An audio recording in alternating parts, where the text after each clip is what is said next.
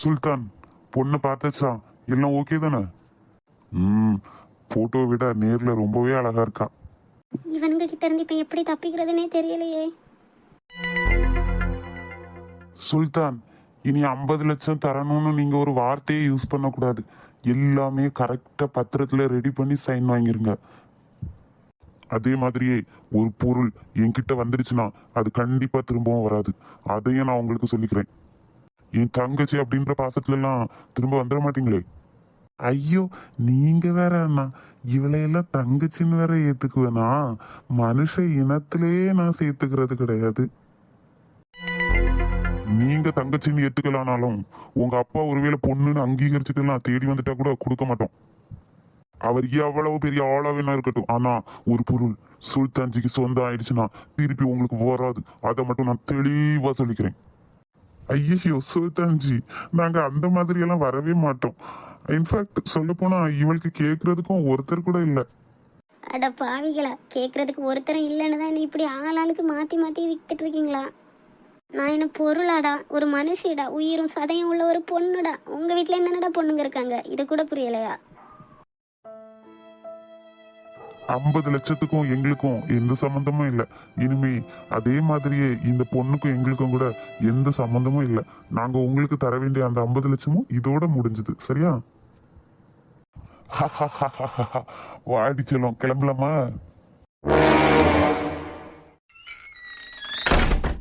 டேய் மாப்பிள்ள, டோர் ஏதோ ஓபன் பண்ற சவுண்ட் கேக்குது பாரு. கண்டிப்பா இது ஆதியா தான் இருக்கும். ஆதி, வந்துட்டீங்களா ஆதி? எவன்டா அது நம்ம ஆளுங்களை போட்டு அடிச்சிட்டு இருக்கிறது? வெயிட் பண்ணு போடியா. யாருடா அது? சுல்தான்ஜி கிட்டே வந்து மோதலான்னு நினைக்கிறது. ஆதி, வந்துட்டீங்களா ஆதி?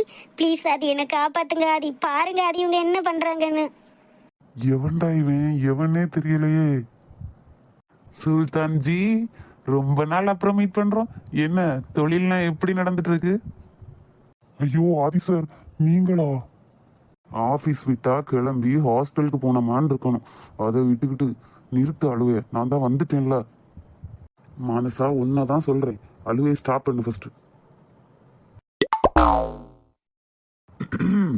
அப்புறம் சுல்தான்ஜி, ஆள் என்ன இந்த பக்கம்? இந்த பிசினஸ்லாம் வேற இருக்கா? ஐயோ சார், சத்தியமா இந்த மேடம் உங்களுக்கு தெரிஞ்சவங்கன்னு எனக்கு தெரியாது சார். சோ இப்போ தெரிஞ்சதுல உட்காந்து பேசலாமா? ரொம்ப நேரமா நின்னுட்டே இருக்கீங்க போல. டேய் மச்சி, என்னடா இந்த சுல்தானே இவனை பார்த்து பயப்படுறாரு? அவ்வளவு பெரிய ஆளா இவன்? பொடியங்களா, போங்கடா, அந்த பொண்ணை போய் சீக்கிரம் அவுத்து விடுங்க, இல்லைன்னா கையில இருக்கிற கண் எடுத்து சுற்ற போறாருடா. ஆதி, ஏய் மானசா, நான் தான் வந்துட்டேன்ல, அழாதடி. ஆதி, எனக்கு ரொம்ப கஷ்டமாயிடுச்சு ஆதி. எங்க நீங்க வராம போயிருவீங்களோன்னு நினைச்சு நான் அவ்வளோ ஃபீல் பண்ணிட்டேன். விழிகள் வந்த பின்னாலும் விழியாத இரவு எது? பூவாசம் வீசும் உந்தன் கூந்தலடி. தளிர் மலரே, இன்னும் தயக்கம் என்ன? என்னை புரியாதா? இது வாழ்வா சாவா? சுல்தான், உங்க பிசினஸ்லாம் எப்படி போயிட்டு இருக்கு? அது நல்லா போயிட்டு இருக்கு சார். குட். நம்ம விஷயத்துக்கு வருவோமா? சார் சத்தியமா எனக்கு தெரியாது சார், அதான். நீங்க இந்த பொண்ணை 50 லட்சத்துக்கு கை மாத்த பார்த்திருக்கீங்க, கரெக்டா? சார் இங்க பாருங்க சுல்தான், நான் ஒரு பிசினஸ் மேன். ஸோ என்னோட மைண்ட் செட் எப்பவுமே பிசினஸ் சம்பந்தமா தான் இருக்கும். இங்க சென்டிமெண்ட், எமோஷன்ஸ் எதுக்குமே இடம் இல்லை. என்ன இவன் திரும்பவும் வில்ல மாதிரியே பேசுறான்? வில்லன் தாண்டி, நான் எப்பவுமே உனக்கு வில்லன் தான். ஸோ சுல்தான், இந்த பொண்ணு எனக்கு ஒரு 30 lakhs தர வேண்டி இருக்கு. இப்போ அந்த காசை நான் யார்கிட்ட இருந்து வாங்குறது? சார் இது நானே தரேன் சார். ஓகே, அந்த 30 lakhs தந்துட்டு இந்த பொண்ணை கூட்டிட்டு போங்க. பிகாஸ் எனக்கு பிசினஸ்ல லாஸ் பிடிக்காது. ஐயோ, இப்போ இந்த மனுஷன் என்ன சொல்ல வர்றாருன்னே புரியலையே. சார் 30 லட்சம்ன்றது எனக்கும் சாதாரண விஷயம்தான். ஆனா அந்த 30 லட்சத்தை உங்ககிட்ட தந்துட்டு இந்த பொண்ணை கூட்டிட்டு போற அளவுக்கு நான் ஒன்றும் பெரிய ஆள் இல்லை சார். என்னையா நீ சுல்தான்னு பேர் வச்சுட்டு இப்படி எங்களை போட்டு குழப்பிட்டு இருக்க? சார் அப்படி இல்லை சார், ஏதோ பொழப்பு ஓடிட்டு இருக்கு. நீங்க இப்படி டைரக்டா வந்து என்கிட்ட டீல் பேசுற அளவுக்கு நான் பெரிய ஆள் ஒன்றும் இல்லை சார். ஸோ இப்போ தெரியுதுல்ல, இப்போ என்ன பண்ணலான்னு நீங்களே சொல்லுங்க. சொல்லுங்க சுல்தான், எனக்கு டைம் இல்லை. நீங்க அந்த மேடம் கூட்டிட்டு போயிருங்க சார், எனக்கு எந்த பிரச்சனையும் இல்லை. நான் இனிமே அவங்க பக்கம் கூட தலை வச்சு கொடுக்க மாட்டேன் சார். தயவு செஞ்சு என்ன மன்னிச்சிடுங்க சார், யாருன்னு தெரியாம தான் நான். உங்களுக்கு இப்போ நான் இந்த பொண்ணை கூட்டிட்டு போறதுல எந்த ஆட்சேபனையும் இல்லை, அப்படிதானே? ஆமா சார். நான் கூட்டிட்டு போகலாம், பட் எனக்கும் யார்கிட்டையும் எந்த பொருளையும் இலவசமா எடுத்து பழக்கம் இல்லையே.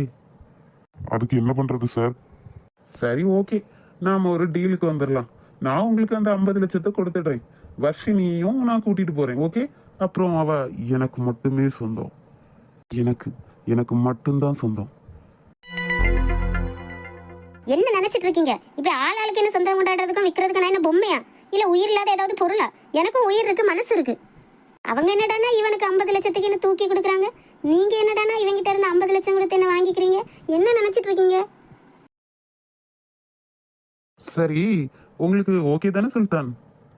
ரொம்ப நன்றி சார், ரொம்ப நன்றி. அண்ட் ஒன் மோர் திங், இந்த மேடம் கிட்ட எந்த வம்புக்கும் இனிமே நீங்க வரக்கூடாது. வர்ஷினி இனிமே இந்த ஆதிக்கு மட்டும்தான் சொந்தம். ஐயோ, நிச்சயமா இல்ல சார். இனிமே நான் உங்க கண்ணுலயும் இந்த மேடம் கண்ணுலயும் படவே மாட்டேன். கிளம்புங்க. மனசா, அப்புறமா நம்மளும் ஒரு பத்திரம் ரெடி பண்ணிடலாமா? நீங்களும் அதுல கையெழுத்து போட்டுங்க. ஏதோ 50 லட்சத்தை அவர்கிட்ட கொடுத்துட்டு நீங்க என்ன வாங்கிடுவீங்களா? நான் நீங்க என்ன சொன்னாலும் அதை செய்வேணுமா? என்ன நடக்குதுங்க? எந்த காலத்துல இருக்கீங்க நீங்கெல்லாம்? நடக்கணும்னு விதி இருந்தா நடக்கும் மனசா. என்ன பண்றது, இந்த ஆதி ஒரு விஷயத்த ஆசைப்பட்டுட்டானா அது கண்டிப்பா நடக்கும். அவ்வளவு சுலபத்துல அவ எதையும் விட்டு கொடுத்துட மாட்டான். அட பாவி, நீயா என்கிட்ட வருவேன்னு சொன்னியே, அந்த அர்த்தத்துல தான் இப்ப பேசுறியாடா? அப்போ இவன் எல்லாத்தையும் பிளான் பண்ணி தான் பண்றானா? முடியவே முடியாது, இதை நான் ஒத்துக்கவே மாட்டேன். ஒத்துக்கிட்டு தான் ஆகணும் செல்ல குட்டி. இனிமே உனக்கு வேற ஆப்ஷனே இல்லை. எனக்கு நீ ஒரு அடிமை, அதை புரிஞ்சுக்கோ. நான் என்ன கீ கொடுத்து ஆடுற ஒரு பொம்மையா? நீ அப்படி இருக்கணும், அதான் என்னோட ஆசை. இது என்னோட வாழ்க்கை, என் கையில தான் இருக்கு. நீ ஆசைப்படுறதுக்கு என்னடா இருக்கு? ஓ டாவா? ஆமாடா, உனக்கு என்ன மரியாதை வேண்டி கிடக்கு? ஒரு பொண்ணுகிட்ட எப்படி நடந்துக்கணும் அப்படின்றது கூட உனக்கு தெரியல. ஓ மேடம், அப்படி வரீங்களா? நீங்க எனக்கு ஆல்ரெடி ஒரு 30 lakhs தரணும். இப்போ ஒரு 50 lakhs 80 lakhs தர வேண்டியது இருக்கு. இத மொத்தமா நீங்க கொடுத்துருங்க, நான் உங்களை விட்டுறலாம். அப்படி இல்லாட்டி நான் சொல்றதான் நீங்க கேட்கணும். ஏய் மானசா, இங்க பாரு, உனக்கு வேற ஆப்ஷனே இல்லை. நீ நான் சொல்றத கேட்டுதான் ஆகணும். முடியவே முடியாது பொறுக்கி. உன்ன மாதிரி பொறுக்கி சொல்றதெல்லாம் நான் தலை குனிஞ்சு நிப்பேன்னு நினைக்காத. பொறுக்கி பொறுக்கி. என்னடா நடக்குது இங்க? நம்ம சாரியே இந்த பொண்ணு பொறுக்கின்னு சொல்லுது கேட்டுட்டு அவர் பாட்டுக்கு சிரிச்சிட்டு நிக்கிறாரே. ஒரு புது ஆதியை இப்பதான் நான் பாக்குறேன். ஏய் மானசா, இப்படி அழுது சீன் போடாம சீக்கிரம் ஒரு முடிவுக்கு வாடி. டைம் இல்லை எனக்கு. நார்மலா பொண்ணுங்களோட கண்ணீருக்கு வேல்யூ அதிகம்னு சொல்லுவாங்க. இப்படி கண்ணீர் சிந்தி இந்த கண்ணீரை வேஸ்ட் பண்ணாத. பொண்ணுங்களோட கண்ணீருக்கு வேல்யூ அதிகம்னு தெரிஞ்ச உனக்கு அந்த பொண்ணுங்களை அழ வைக்க கூடாதுன்னு தெரியலையடா. ஆஃபீஸில் எல்லாருமே ஆதி சார் ரொம்ப நல்லவர், ஆதி சார் பொண்ணுங்க கிட்ட மரியாதையாக நடந்துக்குவார், அப்படி இப்படின்னு சொல்லி கேள்விப்பட்டிருக்கேன். ஏன்டா என்ன மட்டும் இப்படி பாடாப்படுத்துற? அன்னைக்கு நான் இன்டர்வியூக்கு வந்தப்போ இடக்கு மடக்க நான் கேள்வி கேட்டேன். அதுக்காக தான் இப்படி பண்ணுறியா?